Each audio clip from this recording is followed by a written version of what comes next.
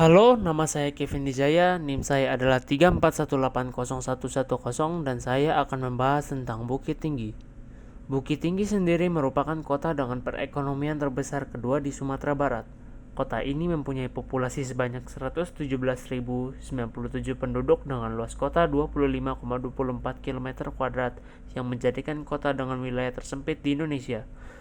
Sejarah Bukit Tinggi sendiri dimulai pada abad 13 di mana Kerajaan Pagaruyung yang merupakan kerajaan Melayu yang berdiri meliputi Provinsi Sumatera Barat dengan daerah sekitarnya termasuk Bukit Tinggi. Sejarah ini dapat diketahui dengan adanya prasasti Batu Sangkar dan juga prasasti Amogapasa. Kerajaan ini didirikan oleh Aditya Warman yang dipanggil menjadi Tuhan Swasa. Mengapa?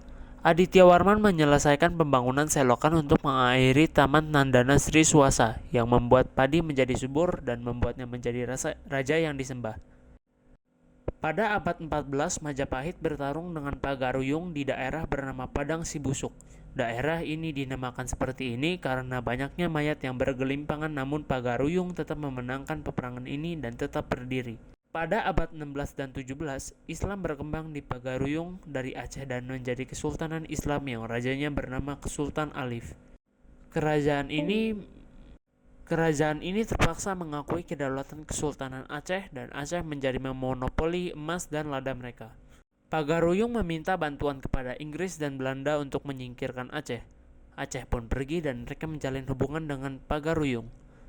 Pada tahun 1750, Pagaruyung tidak menyukai VOC dan ingin mengusir mereka. Maka adanya perang Padri yang diadakan karena pertentangan agama dan akhirnya menjadi penjajahan. Maka dari itu, Belanda ingin memastikan pengaruhnya di Pagaruyung dengan menandatangani Traktat London pada tahun 1824. Setelah Belanda diserang oleh kaum Padri, Bukit Tinggi yang menjadi pasar dijadikan benteng yang dikenal dengan Fort de Kock pada tahun 1825 yang didirikan oleh pimpinan yang bernama Hendrik Marcus de Kock. Kota Fort de Kock ini ketatanegaraannya dikembangkan oleh Belanda sehingga wilayah ini menjadi kota dan berfungsi sebagai ibu kota Afdeling, Padangse, Bovenanden, dan Ondervedeling Oud-Agam.